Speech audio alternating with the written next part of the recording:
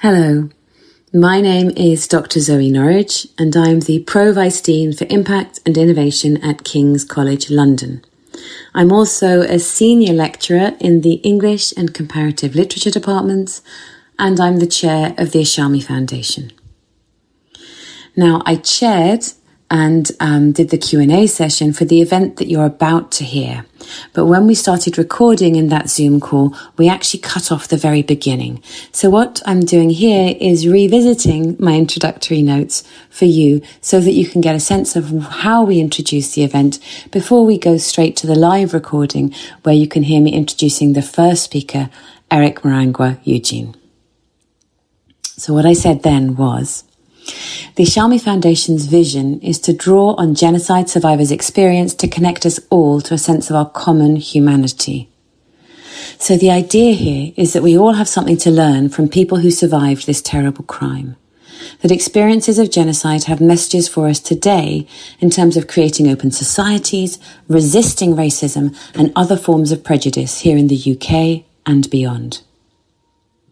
I've been researching culture responses to the 1994 genocide against the Tutsi for 15 or so years.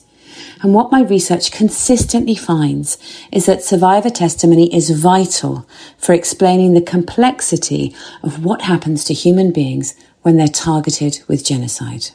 Why is this? Well, there are several reasons. Firstly, personal stories are a form of resistance to the dehumanizing propaganda of genocide. That is to say, they tell us what it means for a particular individual to experience, say, extreme loss, to experience fear, right? They go back to the human, personal level. They get rid of the dehumanizing of the whole group, and they tell us about what an individual person goes through. Survivor testimony then also offers points of connection for readers and listeners, ways in, if you like, to the stories. That could be through things such as family relationships. You might be reflecting on how you too have a brother or a sister, what it would have been like for your parents to go through this kind of experience. Or it could be through particular details, particular characteristics. So, for example, I often hear that students listening to Eric Marangwa Eugene's talk about how it's his love of football that for them is their way into his genocide story. Survivor testimony also offers a specific sense of place and of cultural identity. So it reminds listeners that many of them wouldn't have been there, that they don't really understand what it meant to be Rwandan in 1994. Okay, when we're listening from the UK, we don't necessarily know what Kigali looked and felt like at that particular point. Why Tutsis living in Kigali, living in the rest of Rwanda hadn't run away, why they were still there when the violence started. And so what survivor testimony tells us is what it felt like, what you believed at the time, how you thought things were going to get better. It helps you enter the mindset of somebody at that particular moment so you can really understand the kinds of choices they were making, the kinds of emotions and thoughts they were having. And getting a glimpse into the wonderful human detail of these perspectives helps us to understand the enormity of the loss that was caused by genocide. It helps us to understand that other, just as lively, individual people are not here to share their lives. They're not here to tell their stories because they were killed during that genocide. Now, I was delighted that day that we held the workshop that everyone was going to hear from 3 genocide survivors, and that we launched survivor-led materials from the 100 Stories Project that places Rwandan stories, Rwandan voices front and centre to the way we learn about the 1994 genocide against the Tutsi. And now we go back to the live recording of what happened in our workshop. Thank you. Right. At this point, I'd like to hand over to my colleague, Eric Marangwa Eugene, MBE, who is the co-founder and the CEO of the Ishami Foundation. He is a genocide survivor himself, and he's going to speak about how his personal story links to genocide education. Yes, my name is Eric Marangwa Eugene. I'm a survivor of 1994 genocide against the Tutsi in Rwanda, a former Rwandan international footballer. I am also a genocide education campaigner and sport for development and peace advocate. In 1994, I was the goalkeeper for Rayon Sport Football Club. I and my immediate family survived the genocide against the Tutsi thanks to the courage and humanity shown by my teammates. 26 years ago, when Rwanda descended into total chaos and was abandoned by international community, sporting solidarity became a matter of life and death. Even though I was marked for certain death, my teammates made sure that I and a number of other people who were with me were all looked after. They provided us with protection, surprise, and most of all, hope. In my case, my teammates paid their own money to free me from the hands of militiamen. What these teammates did was just an act of ordinary people who happened to be incredible human beings, who demonstrated courage and bravery that most people inside Rwanda and outside lacked at the time when people needed it most. Inspired by the actions after the genocide, I realized that sport and storytelling had a tremendous power to unite where there were divisions, to heal where there were wounds, to see the human in humanity. Football saved my life.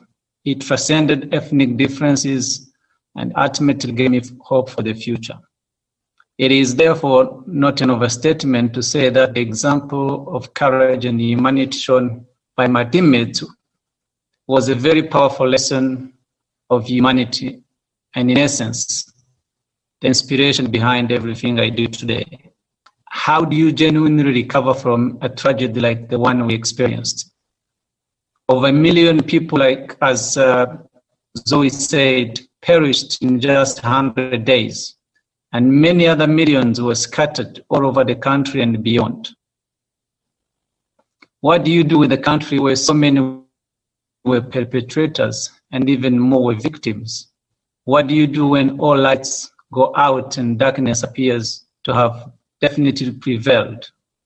Well, with the current global crisis, I think there is a lot that the world can learn from the lessons from Rwanda.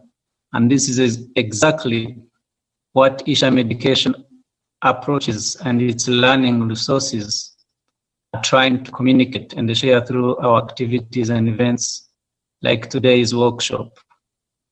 In the aftermath of genocide, Rwanda implemented a number of homegrown initiatives, and you can say that both the decision to think of and to introduce many of these initiatives demonstrated a high degree of bravery by the leaders. But it was equally a sign of incredible bravery by ordinary Rwandans, particularly survivors, who embraced those decisions and made them possible. Instead of revenge, we have given each other forgiveness. Instead of continuing hatred, we have learned to love our neighbor as ourselves. Instead of war, we have an authentic peace that surpasses all human understanding. Instead of continuous destruction, there is a marked restoration. The genocide was a horrific period that the country passed through. But at the end of it, Rwanda had no choice other than to start from zero to recover. It's a beautiful place. The rolling hills that once were stained with blood are now dotted with crops and livestock. I often say that the legacy left to me by my teammates has been the driving force behind my personal healing journey and the work I do today. I must also say that the courage and determination and selflessness shown by fellow Rwandans have been equally exemplary and inspiring.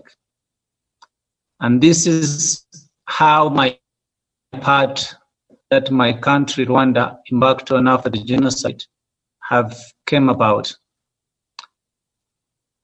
10 years ago,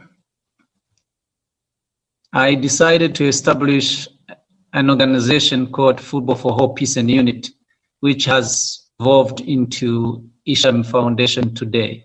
Ishami is a Kinyarwanda word meaning branch, symbolizing resilience, recovery, and connection. Our foundation draws on genocide survivors' experiences to connect us all to our common humanity through sport and storytelling.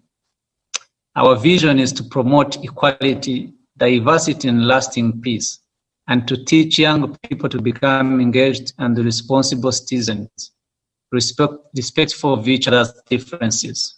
My main goal was, and still is today, to try and use the powerful, beautiful game and storytelling to move on from the catastrophic events of the 1994 genocide against the Tutsi in Rwanda and build a better future, and in process keep the memory of our loved ones alive. What happened in Rwanda 26 years ago completely transformed the nation and continues to form its identity moving forward. And storytelling through survivors and witnesses have contributed to this process since the end of genocide. Today, I am inspired by the power of change that has taken place in my country. Hence, why the lessons from Rwanda have now become the benchmark of the work I do through our organization. Ishami Foundation have done so many things with little means, actually. We have formed educational partnership with schools to ensure that genocide education links with existing curriculum wherever possible, so that young people can learn more about what happened in Rwanda. But more importantly, they can learn from the lessons of the past and use them to contribute to a future without genocide. Today, our work has reached more than 50 schools in the UK, and the students have benefited from our resources designed to challenge community polarization. An event like this, it's very part of what we do. We really want to make sure that young people learn from the stories of those who survived the 1994 genocide against the Tutsi, but more importantly, how those who survived the genocide and those who have lived alongside them have coped with the aftermath of genocide. These are the lessons that I genuinely believe that every person in this world will benefit from, especially when you are still young, to learn how to cope with incredible changes in your life. How do you deal with losing everything that you had in your life or you hoped that you will have? It's important to teach about the genocide, but it's more important to teach about the lessons from the genocide. And this is what we hope our session today will provide to those who are with us this evening. And I don't want to take too much time. I know that there are other speakers. I will be more than happy to contribute to the discussions as we go along. But yeah, today, what I wanted to highlight is how important the story of Rwanda is in relation to the general education of genocide, but more importantly, to general way of in Rwanda after the genocide. So thank you so much for that. I'm now going to pass on to Andy Lawrence. Andy is a history teacher at Hampton School. I think many of you already know him. Hampton School is the home for Genocide 8020, the wonderful student campaigning group. It is also a UCL Beacon school. And Andy is going to be talking to us today about building confidence in the classroom when discussing genocide. Andy, over to you. Thanks very much, Zoe, and thank you, Eric, too, for your really powerful words. So it's great to follow you. What I thought I'd do this afternoon is just to offer 5 kind of thoughts that I've had when thinking about how I've taught about the genocide against the Tutsi at my school. It's very much through the context of my school and my situation and so on. So I hope it's useful, and I hope that it's something that that might resonate with others or provoke questions and so on. So I started teaching about genocide against the Tutsi around about 15 years ago. And there seemed to be every reason not to teach about the genocide that time ago. Firstly, as I'm sure lots of teachers will recognise, there was time pressures. There just didn't seem to be space in the curriculum. At that particular point, there wasn't a great deal of resource material out there. There wasn't really a kind of a clear-cut methodology for how I should do it. And having met some survivors at the time, I really wanted to do it justice, and I didn't want to get it wrong.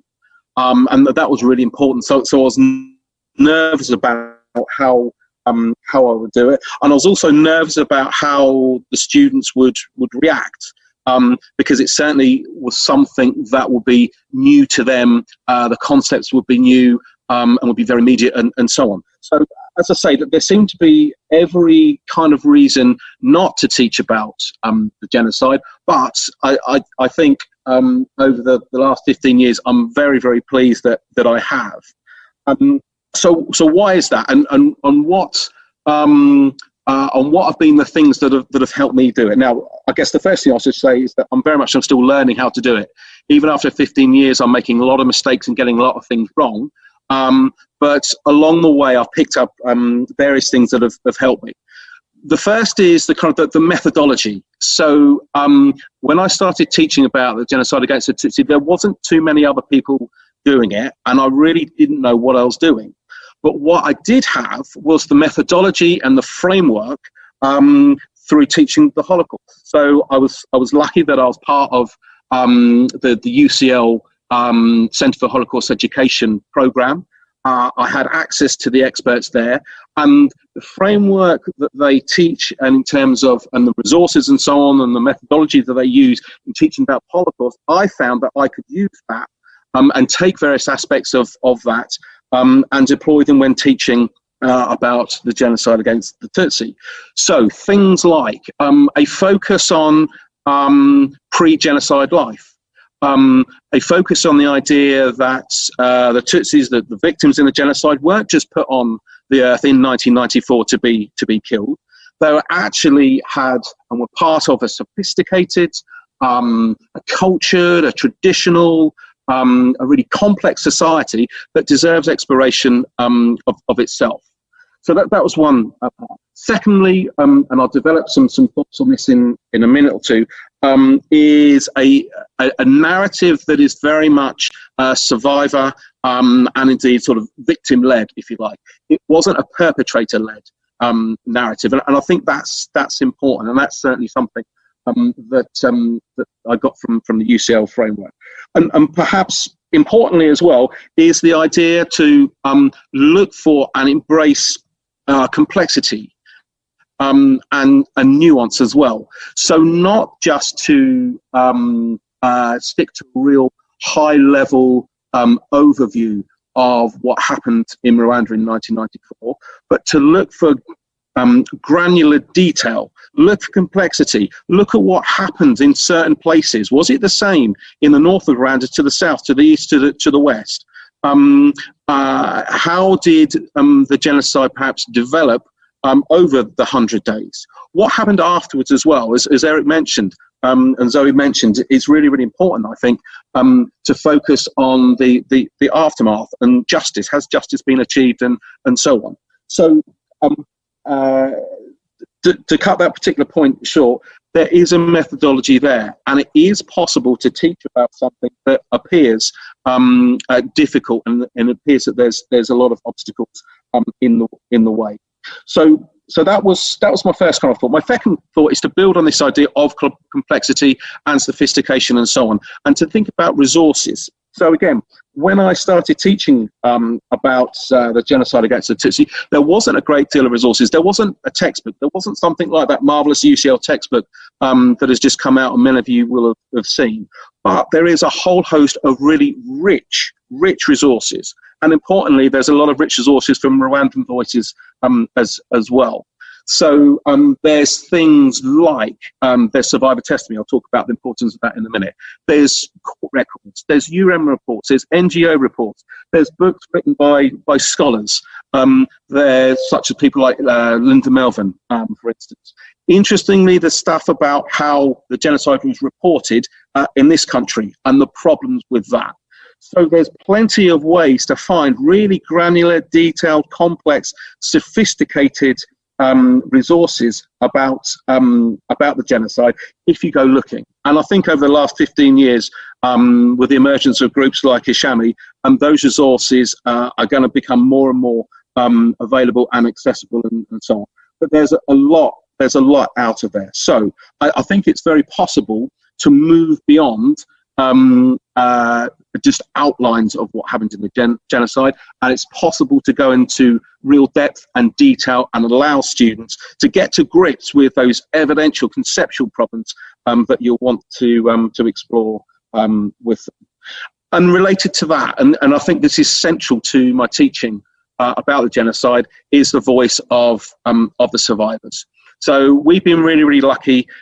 Eric's come to our school on many occasions over the last 5, 6, 7 years. We've met other survivors as well, and you really can tell the difference between a lesson with students when you're going through the pages of a report that you found, which is great of itself, in comparison to that if you have a survivor in the room who's relating their experiences before, during, and then after the genocide. That is probably going to be one of your most impactful lessons of the year. It certainly is in my classroom. There is something, I think, as Zoe mentioned earlier, there is something about the immediacy and the connections that can be created. So, when Eric, I teach in an all-boys school, when Eric comes along and says, yeah, I was a professional football player, I was the captain of the Rwandan team, the boys are just, wow, this is amazing. And from there, that creates the connection, so that the kind of the similarities, if you like, the connections between them and him, and crucially, the differences in their experiences, really creates interest and a powerful learning experience, I think. So survivor testimony is absolutely central. There's a great deal of literature out there, and a whole host of survivor testimonies that can be used, I think, really powerfully in lessons, and I base my scheme of work with that at its heart.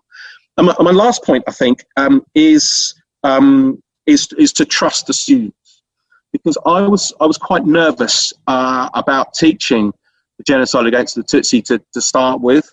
I teach it after I've taught the Holocaust, and I wondered if there might be this idea of sort of genocide fatigue. I wondered if they would question, well, why are we learning about this?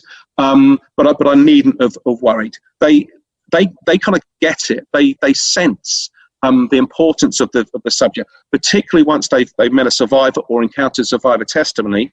They really understand how important it is to treat something like this seriously, and they really engage. And some of the work that I have from the students is excellent. And on top of that, my final kind of sub point, if you like, is that for some of the students, it's the start of a journey of activism. So some of the boys that I teach don't want to just leave the subject alone after the scheme of work. They want to get involved in raising awareness, in genocide prevention, campaigning, in taking things further. So although it's not strictly within the remit of your history lessons, I don't think, nonetheless, a lot of the young people, again, through their interaction with survivors and so on, want to become campaigners. will look at things about what's happening to the Uyghur or the Yazidi or the Rohingya or so on, and they want to, because they have been engaging with a subject like the genocide against the Tutsi, they want to take things about it, and I think that makes it all the more powerful. So that's kind of the 5 thoughts that I had, and a couple of reflections on how I've approached things. I'm sure lots of people do it differently and a lot better, but it's worked for me. So I hope that's. Thank you. Thank you very much, Andy, for those crystal clear insights into how you teach, and that. I love what you said about that moment of seeing the boys taking what they've learned in the classroom out into the world. And I think that's really exciting for us as educators, when you see that moment of somebody saying, this is actually really relevant to everything that I do. I can take this and apply it to the rest of my life. So thank you very much for sharing that. I'm now passing on to Alfonsine Cavagabo. Alfonsine has over 20 years of experience as a consultant working with the Worldwide Association of Girl Scouts and Girl Guides. She is going to be talking to us today about working with survivor testimony in the classroom in both Rwanda and in the UK. Alfonsine, over to you. Thank you. Yeah. Thank you, Zoe. So I am very happy to be here to be part of this workshop. I think for me, I will be actually quite not very long, because I think most of the things I wanted to talk about, the people who talked before talked about it. So Zoe say, my name is Alfonsine Kalagabo. History in Rwanda, and I will not try to say it. Yes, you have the textbook, you have the curriculum from the Ministry of Education, and you know that there's some kind of manipulation in the way you teach it. You know that you are teaching history in a way that brings division than unity, because that's part of the way things were. So for me as a teacher, I used to struggle a little bit, but at the same time, as a teacher, all my life I had been also a girl guide, a girl scout. I was part of the youth movement. I was one of the leaders of the girl guides in Rwanda. So I knew the power of accessing young people.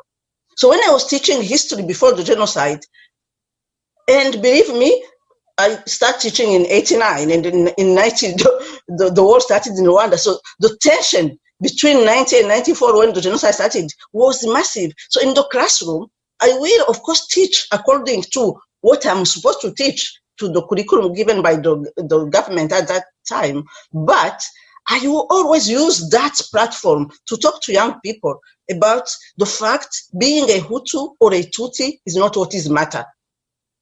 Even if I'm teaching history, I will always finish by saying, so let's now discuss this. How that being a Tutsi or a Hutu make any difference to you? How that make any difference? The fact you want to learn, you want to become someone in life, you want to access jobs. So I used that a lot when I was teaching history. But coming back to the genocide, so when the genocide happened, I was very lucky to be able to hide in the church, which was next to my school, a Catholic church. The first day, I managed to reach the church with my family. And the second day, the priest, who was one of the teacher, lived. So from there, a week after, I managed to leave Rwanda, which I'm going to cut short. But I managed to leave Rwanda with my family, and we were rescued by Belgian soldier, because one of them was my brother-in-law. And he took us to Belgium. So I became a refugee in Belgium. So when I became a refugee in Belgium, I straight away understood that I survived for a reason. But because of my experience of working with young people, as a teacher first, because I was teaching actually young people who were 15, 16, and 17, but also as a leader of the Girl Guide, working with young people who were, again, teenagers, I knew the importance of accessing young people to talk about what happened. As Eric said, and Zoe, talking to young people, talking to people about what happened in the hope that it will not happen again. So I used that platform when I was in Belgium to start working actually with few young people from the Belgian Scout Association and Guide to tell them what happened, so they can start raising awareness, because actually genocide was still going on. They can do a campaign to raise support to Rwanda. But for me, what really has been the breakthrough in my life, I was privileged to be offered to work for the World Association of Girl Guides and Girl Scouts, an organization that reaches 150 countries, 10 million young people. And as the director of the Africa region, I told myself, yes, my role is to really do programs to develop self-esteem, to develop entrepreneurial skills, to develop leadership skills. But this is a platform for me to really talk to young people about things to do prevention of hatred. So I use that platform to always talk to young people about the fact they are the future generation. And if this future generation is growing up understanding the importance of human rights, or the importance that we are all equal. So I will really do leadership training and advocacy training, everything, always with a human rights perspective. How do you use empathy? How you use really? So I really use that platform to be able to talk to young people about it. And one of the key projects we did in Rwanda and Burundi was a project called Building Peace among young people, them becoming agent of peace. Talking to teachers, like, I will not tell you how to teach genocide here because Andy talked about it. But what I have learned living also in the UK and being part of the Ishami Foundation and being a trustee of SARF, another organization that supports survivors of the Rwanda, is the power of the testimonies. So if you are going to teach genocide, first of all, I hope you do teach it.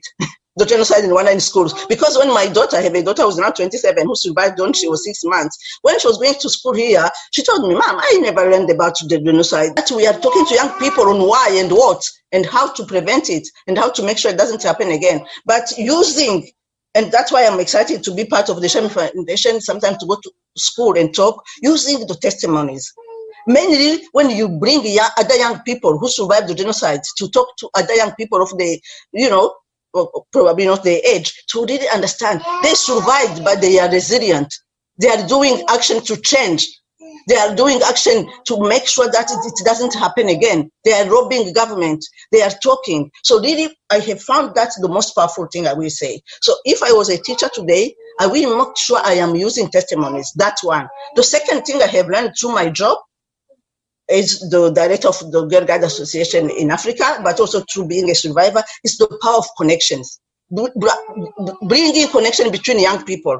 I know some of the schools, and Andy or the chair of the staff, Samantha, taking young people to go and visit Rwanda, visit other part of the world where there have been a genocide, getting to meet the people in their own environment, that connection. That's partnership between schools, between young people.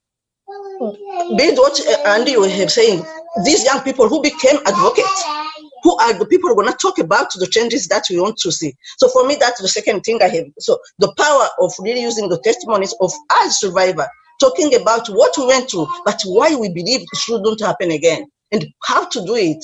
And secondly, this connection between young people, because the young people, they have the power to change the world. They are the future leaders. They are the future prime minister. They are the future UN secretary. They are.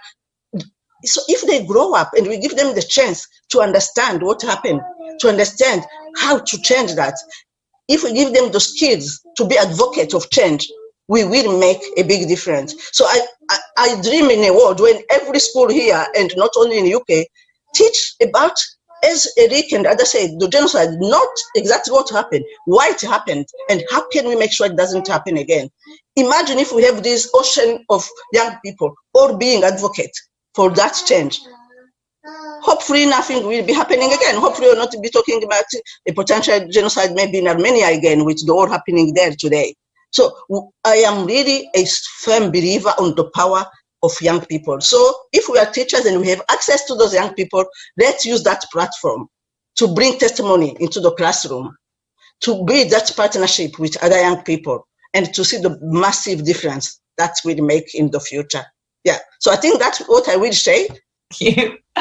I'm now passing on to Jo Ingabire Moyes. Jo is the co-founder of the Ishami Foundation, and she's also the founder and leader of the 100 Stories Project, which, as I mentioned, is an extraordinary project that places survivor voices front and center and in control of stories about what happened in Rwanda. And Jo is going to talk to us today about new materials that she has produced to use in the classroom. Over to you, Jo. Thank you. So just a brief introduction. 100 Stories is an idea that Eric came up with a few years ago. The idea was simple: collect 100 stories from Rwanda and put them into a collection that we could share here. And the stories are quite diverse. So we have stories from Rwanda, survivors from Rwanda, some perpetrator stories, some stories from children of perpetrators, and from scholars, from journalists. So quite a lot of voices. And the reason we wanted to do that is that we wanted not just place the genocide against the Tutsi as something that happened to Rwandans, but something that has a global impact and affected the world in the region in a significant way. For instance, journalism. Rwanda is a case study for how radio was used. So we wanted to highlight those stories as part of the collection. However, for this particular learning resource that we prepared, we wanted to focus mainly on the stories that were created a year ago from the survivors based here. So they're British, they're survivors, and they speak mainly for the Ishami Foundation. And the reason that I was inspired by this idea is because I have been to schools speaking about my experience, and it was an interesting experience. Different schools have a different presentation of how you present your story as a survivor and how you interact with the students. And there were degrees of comfort and discomfort with different schools and how the experience was for me. And I wanted to create something or to engage with students in a way that I felt was comfortable for me and not re-traumatizing, but also I felt would be useful to the students, but also help teachers sort of connect the two of us, because sometimes it can be an awkward interaction. And I do understand as teachers, if you have a survivor and it's your first time, it's a sort of a tricky line to cross. So I wanted to have a resource that I felt would first of all, make sure the survivors can present their stories comfortably, and have also the students engage with those stories in a way that I suppose as survivors they take the lessons that we hope they take from them. And the 100 stories obviously they're true stories, and we make sure that they're authentic. Go to sort of huge length to make sure they're authentic. And we also wanted it to be something that sort of transcends history lessons. So the stories are mainly 1 page long. They're very succinct, and they can be used for classrooms to teach history, to teach English, but we wanted it to be an artistic expression for the survivors and most people involved, because we found that sometimes when a survivor has, say, half an hour or 45 minutes to tell their story, beginning, middle, and end, it can be a long, oftentimes, in some cases, a bit re-traumatizing. So the idea behind these workshops that we did last year with the survivors we had was, to put them in control, because most of the stories that have been written for survivors, even testimonies collected, were written on behalf of survivors. So this was a step in getting survivors to write their own stories in a creative way, so that wherever they read it, they're never in any danger of re-traumatizing, and also to use that creative expression. And most of them had obviously all immigrants, and English is their second language, and we wanted them to be creatives in that, to engage with that, because I think as important as these stories are in the classroom, I think engaging especially young people, we have to engage with the arts. That's why Ishami Foundation, we're looking into doing more creative projects like films, like animation, because we realize we're engaging with young people who have short attention spans. And we think resources, like when I grew up here in the UK, although I am a survivor from Rwanda, stories like Anne Frank's book, you can read that across multiple disciplines, but it's still a beautiful piece of literature. And the way that is engaged with is very different to how, say, archive footage would be used. So we wanted also to have something that would kind of reach to a wider audience, not just sort of people who know about the genocide, but who just normal people outside of that. So as part of the collecting those stories, we're able to collect sort of trained speakers to write their own stories. And as a community, it was a beautiful experience to have survivors together and each one telling each other their story and sort of them choosing to express themselves through the art and each sharing their stories. And then we took the stories on a mini tour. So we had some survivors give their stories at City Hall at the Kwibuka 25 event. And then we went to just normal venues like the V&A where people walked in, audiences didn't really know what they were going into. But still, because our stories sort of came in terms of, they came as poems, they came as dreams, they came as just thoughts, people were able to engage with them differently. And because I think we found that to be quite disarming, whereas if perhaps you go in and say, I am a survivor, hear my story, sometimes people find that subject too overwhelming. And we found that this is a really easy way to sort of engage with people. And yeah, so the learning resource that we've developed, I'll show you what it looks like in a bit. It really places the survivors and their stories and their narrative very much at the center. And also it brings up, because we aim to sort of not just share our stories, because although we believe they're important, the aim also of Ishami is to sort of find our common humanity. So one of the ways we organize the resource is to find themes with which students can latch onto. So you'll find within stories the exercises that we have will have questions like, how does this story talk about the issue of identity, and then it gets the students to engage with identity and how they self-identify, and we try to get them to imagine themselves being in that place. So then sort of to bring those issues together, and because all of our survivors are British as well, it brings on a whole other layer of being British, of being Black, of being an immigrant, and also that opens up the floor to sort of lots of questions that students can engage with.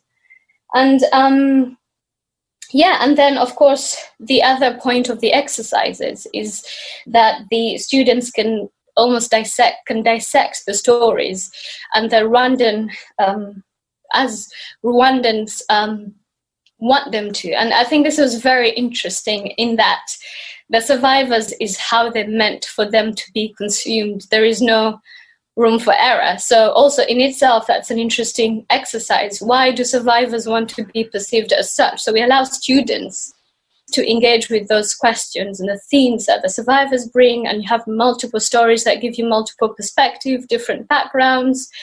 And I think that's, as teachers, that's a really interesting conversation to have, especially in this age where there is a huge denial movement that's growing against about the genocide, its reason, its authenticity. It's really important that I think students learn what stories are coming out and perhaps why they're important and how to differentiate the stories, and even just something as basic as terminology, so that they learn little distinct things like that. And then the final exercise within the resource is to explore a story told about the genocide from a Western perspective. And so we had our survivors dissect that story and reflect upon it. Again, this is sort of many layers of survivors exploring how they're presented, and we encourage the students to see how Rwanda is presented in the press, or even the genocide itself was presented, and the power of the media on how you can represent a people and the implications of all of that. So yeah, those are the few things that we wanted to flesh out with the resource. And of course, if you have questions, feel free to ask later. So I'm going to share my screen now, just to give you a very glimpse of what the resource looks like. We're still editing and finalizing it, but I think Zoe at the end will perhaps confirm that we can send it out for anyone who wants to use it. And although it's secondary school level, I think it can be used sort of undergrads as well, depending on the maturity of the students, and that obviously as teachers that's up to you to discuss and to judge. Also, I think it can be used sort of for drama students as well as for psychology, but again, that's something for you to engage with. But I think it has a wide reach, and that was our intention, to have content, narrative, a very Rwandan narrative driven by survivors, presented how they want to be perceived, very much in their own words, and also very much maintaining how their stories, how they feel their stories should be deconstructed. So very quick glimpse. This is what I hope students will do when they read my story. And we obviously had it developed with Zoe was helping a lot. We had quite a few teachers sort of give their feedback in how a lesson can be constructed, or sort of a guide. But absolutely, it's a guide for you to do with what you want. But yes, so just a few things that we hope will be explored, a brief history that we could probably add on to, and so some exercises that we encourage students to explore, and some things that at least as teachers you could look at and perhaps help you to help formulate a study guide, and just a few things that I imagine will come up, and a few sort of general themes that you will find across all stories.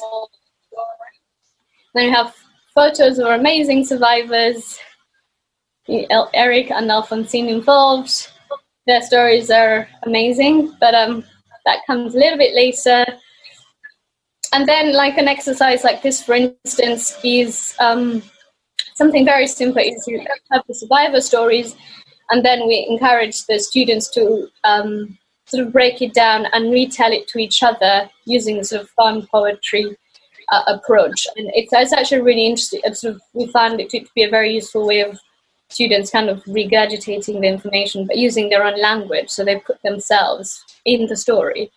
And then sort of an idea of format, bits and bits, and then we come to the stories, which are amazing, and just I found them to be really moving, but also quite telling. And I think there's a lot of history in them. A lot of them are reflections, but all of them, I think you'll find them to be really rich in terms of either detail or background. And because they're such diverse speakers, I think you'll find different, really interesting perspectives of the genocide. And that's what we hope to do with the 100 Stories at large, to just have a really wide view of the genocide, because I mean, being a survivor looks very different across gender, across age, and we wanted to convey that as well. And then the final exercise is something I would encourage if you're teaching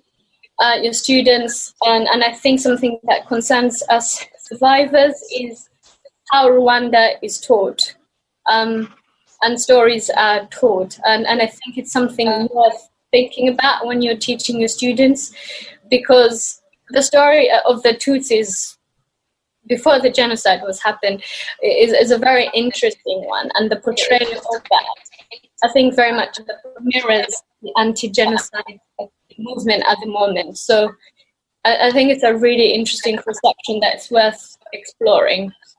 And yes, we're happy to share this when it's finalized with whoever wants to see it. But yes, I think that's it for now. And if you have any questions, I'm sure Zoe can filter them through after. Thank you so much, Jo. It's such a treat to look at those gorgeous sort of lively resources, and thank you for all of the comments there that were coming through. I don't know if you saw them. People were saying, that they look brilliant, that they're really looking forward to using them, and so on. I can also attest that it's amazing the work that Jo has done, the way in which you managed to capture a moment, a feeling, an insight in such a short space of time.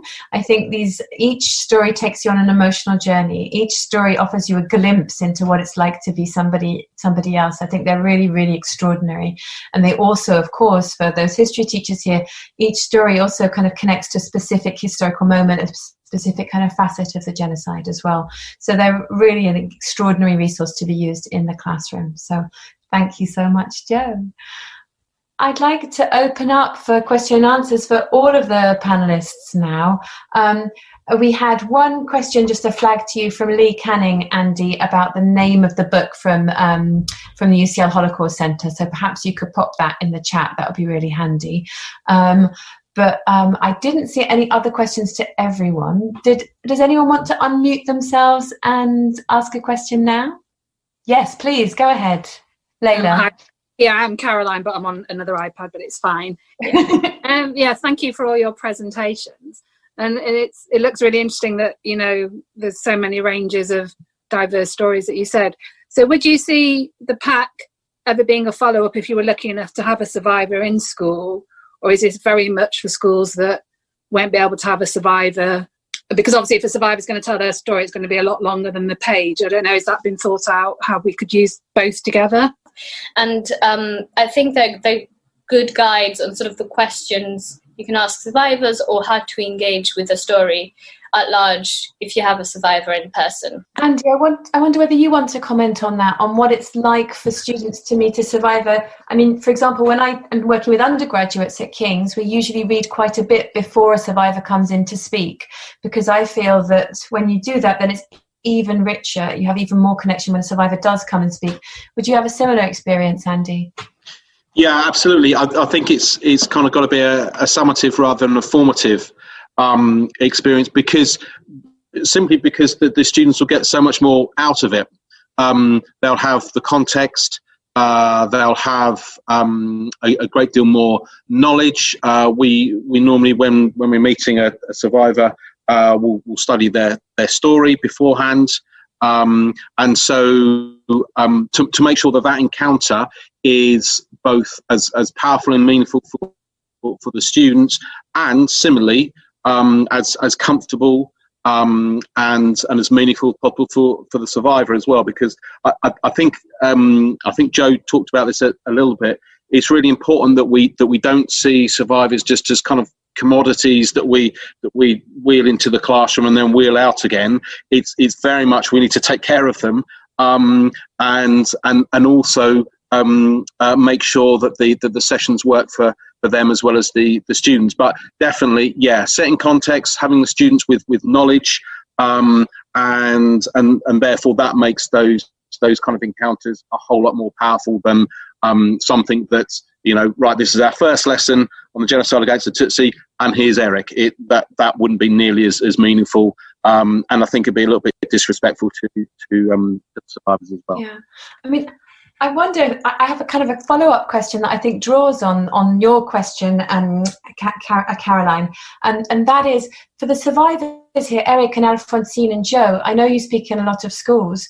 Do you want to say something, drawing on what Andy said, about what makes it a really good experience when you go and speak in schools, and what some experiences are perhaps a little bit more challenging?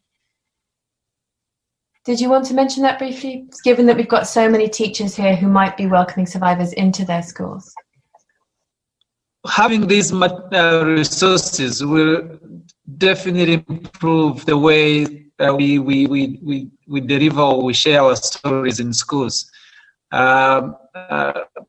Because what we've noticed in a number of schools that we visit, the lack of continuity after we've been there is one issue that really need to be sorted by providing these resources. When you go to a school, they just have 30, 45 minutes, 1 hour to listen to you, and then you pack your bag and you go. It's not good enough to really make the impact that you need to make on young people. But if there is resources such as these that can be left behind and then use them to explore a little bit more about what the young people have learned from the story, it will definitely make much difference. I think this is how schools such as Andy's one have been able to develop their own in educational resources. Thank you so much, Eric. Alfonsino, Joe, did you want to add anything to what Eric just to what makes a productive, enjoyable experience of coming to talk in a school, and what makes it slightly more challenging? I think from my personal experience, you can tell when a teacher is prepared and the classroom is prepared versus when they're not, and that does make a difference in terms of how comfortable you feel you are, or even how long you will engage with the students. For instance, if there is no understanding of the historical context, then perhaps you feel like you need to lay the groundwork before you can talk about your personal experiences. So little things like that also help, and that really helps. Like Andy talked about, sort of feeling like the room is prepared and the students have an idea, and they almost have thought about the story, the questions they're going to ask in advance, and also obviously more as you speak. That really helps, and it does feel like your voice or your experiences actually matters, and it enriches their understanding of it, rather than it just being one event where you turn up and that's it, and then the students are done with that lesson. So that, I think, like Eric was saying, a sense of continuity, and that really helps. When I was in school in year 9 here, we had a Holocaust survivor, and I was really impressed with how it was our teachers sort of laid that out. We had a whole week of engaging with that. So we had time to read about, obviously, the Holocaust, engage lots of literature, and then also time to reflect after the Holocaust survivor had been, and also to almost question, to reconcile their experience with what we'd read. And that I found to be really useful. And I don't imagine lots of teachers have a whole week to teach, but just those events that do help, I think, even just in deepening understanding for the students, and also allows room for them to connect to their now. And I think that's really, really important, that it's not just portrayed as a historic event, because there's so much to learn from it now, so much of it that's still sort of unraveling now, and how that affects the students. And I think you need some time to engage with us. And those are good questions to ask survivors. How relevant do you feel it is now? How do you what are issues to do with that? I think we want to show the relevance of it now. And although our stories are very much historic, but I think we very much want to connect with the now and the relevance of it now, and want students to understand that and to ask those sort of questions, and teachers to flesh that out. Wonderful. Thank you so much, Joe. Thank you. And wonderful to emphasize that space of reflection. I think that's so important. Alfonsine, did you want to add anything there? For me, the few times I have been to school to talk, or even any other events, I think the thing I have found the most useful is when you are talking to people who feel they are connecting with you, they are engaging with you, they are interested in your story.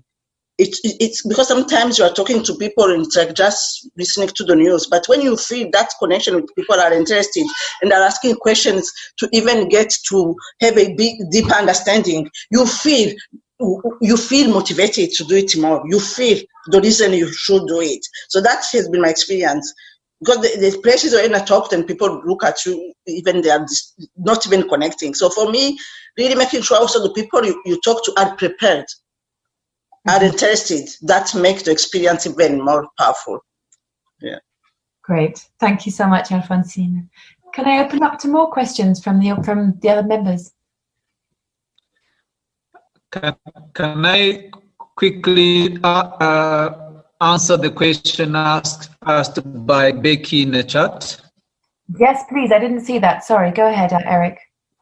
So Becky has asked a question regarding some of the materials that are in open or in a public space and people tend to use.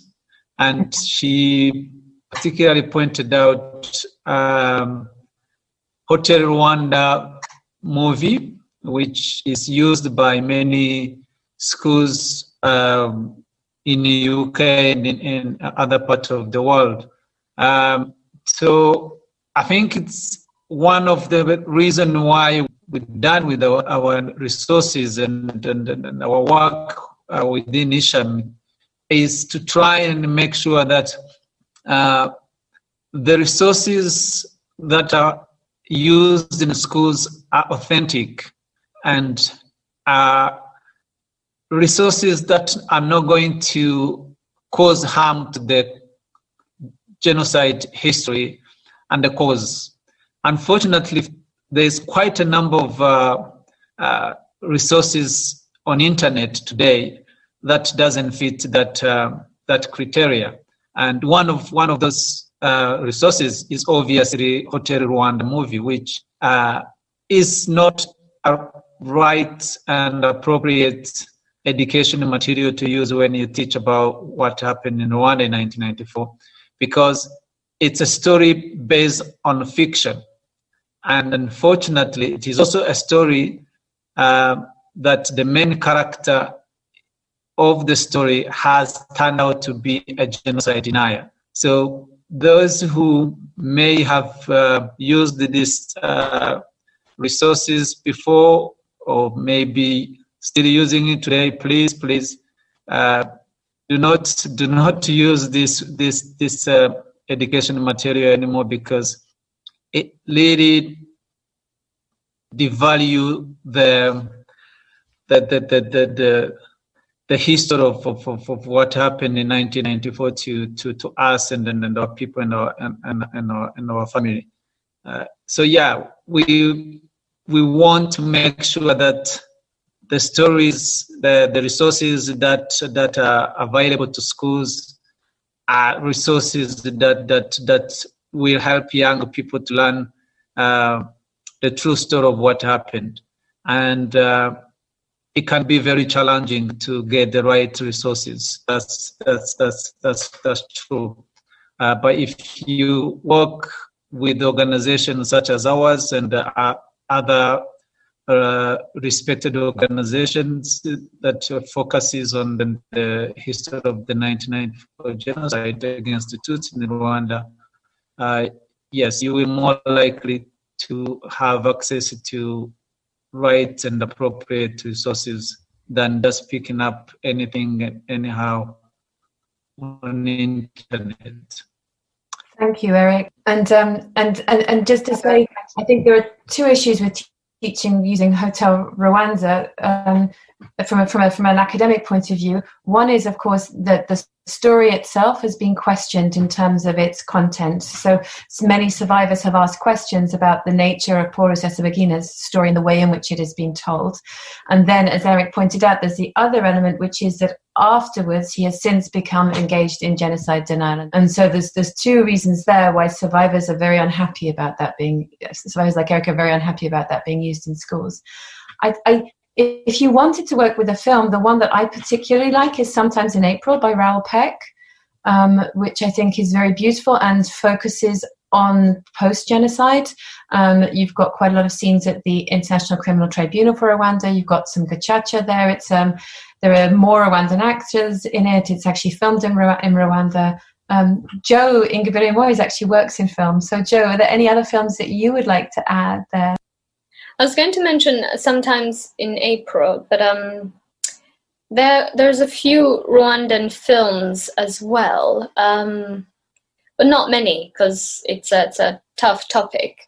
And I think generally the rule of thumb with this sort of using film and as something to teach. As a filmmaker, I understand how engaging it is. It's a very easy tool to access, and also really engaging for form of media.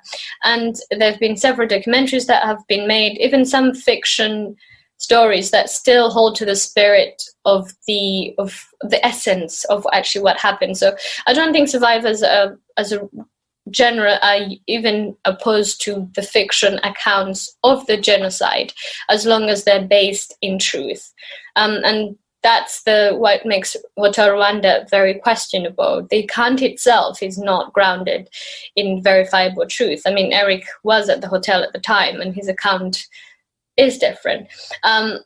So I think they are. It's up to sort of, you can do a lot of research on the films. I wish I had many other than Sometimes in April to reference, but I think. Can you think of it? I can't really. That's. I thought of three while you were speaking. There's Eric Kabira's Keepers of Memory. You've got Tibur Horohoza's Matière Grise, Grey Matter, and you've got Edouard Bamporiki's Long Coat. But the challenge is that all three of them are not easy to get hold of. But the one you're most likely to be able to get hold of is Eric Kabira's Keepers of Memory, and there's certainly a copy of that in the King's Library once libraries open up again. What about Shooting Dogs? Is that a different one? No. I wouldn't recommend Shooting Dogs because it has a hero narrative around the church, when in fact the church were complicit. And also the purpose of the film. We're at a point, the Rwandan filmmaking industry is very young, so not many, apart from Grey Matter, where the film's actually made by Rwandan authors. So also that's something to explore or to sort of look into before you show a film, because it does matter who makes the film, and obviously the content as well. Yeah. Thank you, Jo. I've got a question from Catherine in the chat here about reach. How do you get teaching materials out to people to teachers who don't know about their existence? And I wondered whether you as teachers wanted to respond to that, whether Andy, you had any thoughts? Yeah, I don't think there's any real kind of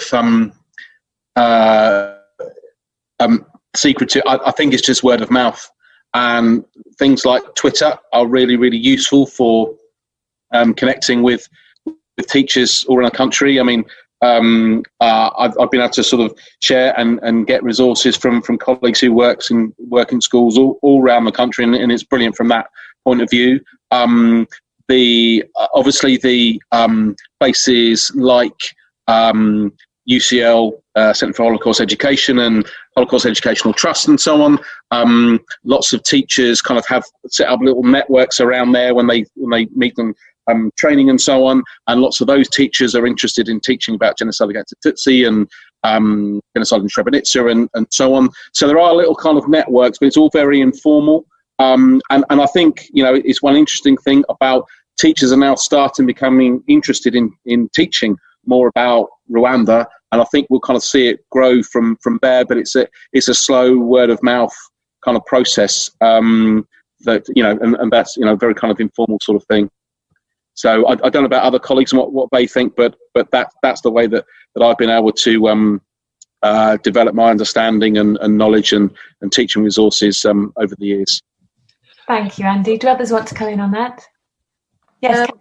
I think exactly what Andy just said. It is about networking and Twitter, and it's putting yourself out there for those opportunities. So I started with Lessons from Auschwitz, and from Lessons from Auschwitz I went to Bosnia, and through having Remembrance Srebrenica on my Twitter, I've seen about the Ishami Foundation. I've never heard of them until I think last week when I signed up. So I think it's just seeing what's out. It's like a chain, if you get what I mean. Once you involved in, I think, in how do you say it? Once you've got an interest in educating about genocide, I don't know how to ever say it, and the feelers are out, it is that networking really, and then you find all these opportunities, and then it's like, all right, well, I need to put that in a lesson. I'm RE, not history, and always teaching, I can always get a little story about Holocaust. Today I talked about Bosnia, And it's just seeing what's out there and taking advantage of every opportunity, because it will always lead to something else. Great, thank you so much, Catherine. And Kathy O'Driscoll, you want to say? Yeah, hi. I just wanted to sort of flag up one, how wonderful the resources look, but also one of those networks that sort of Andy's talking about. I sort of head up Echo Eternal in Birmingham, and we've worked closely with the Ishami Foundation and for your support. We're no experts or anything on the actual genocide side of things, but we've really harnessed the concept of using creativity, as you were talking about, Joe, in relationship to making those personal human connections between the survivor and putting testimony at the centre. And that's a network that starts in Birmingham but actually is rolling out nationally to other schools. So I can put the website link on the chat room. And today we've just launched a film which reflects on the making. With Eric support and Ishami Foundation support, we've recorded 3 testimony films. One of Eric, one of Marie Chantal, and one of Beatha, with the students' involvement from the start. So they helped frame the questions, and we got Natasha Kaplinski to do the interviews. And the film today is very much the students' reflections on their experience, both of that. But as you were saying, Joe, that creative process of creating a human connection. So I'd encourage people to go and have a look at that. It won't tell you about the genocide, but it gives you some insight into why these resources are so important that you've created and how they can impact that creative process on young people and have a lasting impact on them. Wonderful. Thank you so much, Kathy. And please do feel free to put a link in the chat to those resources so people can go and have a look at them.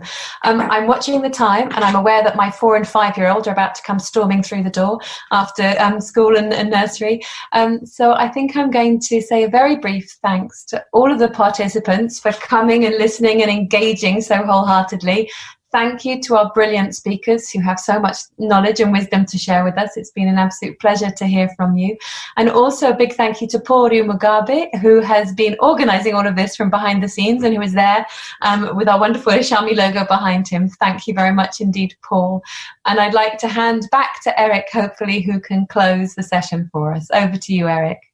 I want to mention quickly about other ways that you can access right materials. Kati, who works for Core Education Trust, that we have partnered with for the last couple of years. I've just mentioned the good work we've been able to do together. But we also work with other organizations such as Holocaust Memorial Day Trust, which also have a number of materials that can be used to teach the 1994 genocide against the Tutsi in Rwanda. We will probably share some of their materials in a follow-up email, maybe sometime later this week or next week. So there is channels and platforms that people can use to access these materials. It's just a question of making sure that people knows that they exist. My last word is to thank you so much, having shown interest in joining our session today. That is very encouraging, and it gives us belief that what we're doing is right and is needed. I just want to point out something important that I would like you to go away with today. I know it was mentioned briefly, I think it was Joe who mentioned the importance of terminology, and terminology is one way that people need to tell the story in a correct manner. And unfortunately, when it comes to the genocide in Rwanda, we have had issues in the recent years that meant terminology is a key part of how we teach and tell the story of what happened in Rwanda. Most people knows the 1994 events as Rwandan genocide. That terminology, unfortunately, has become part of a denial movement that has been growing in the last few years. And this created a campaign from institutions to ask the UN to change this terminology. So since 2018, the Rwandan genocide terminology was changed to the 1994 genocide against the Tutsi.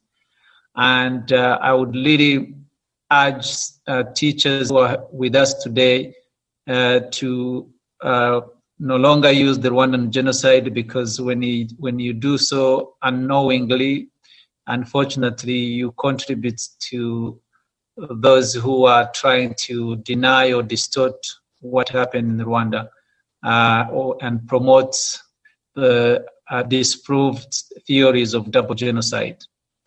So this is something that I really wanted to highlight. I know it's an ongoing process, even among ourselves. Survivors still sometimes don't use the right terminology, but it's important for teachers when they're teaching to make sure that they don't use wrong terminology.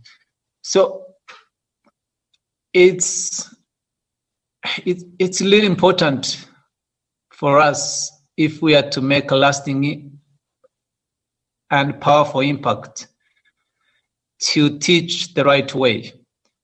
And we hope the materials that we have created and we will continue to create will contribute to that work that you have to create the future, agents of change, as one of my colleagues mentioned earlier. And I hope we can remain in contact in one way or another. And we will hopefully visit many of your schools in months and years to come. And if you have any question or any idea or anything, please feel free to get in touch with us. We will be very, very happy to always be there to assist you in any way. So thank you very much, everyone. Have a good evening.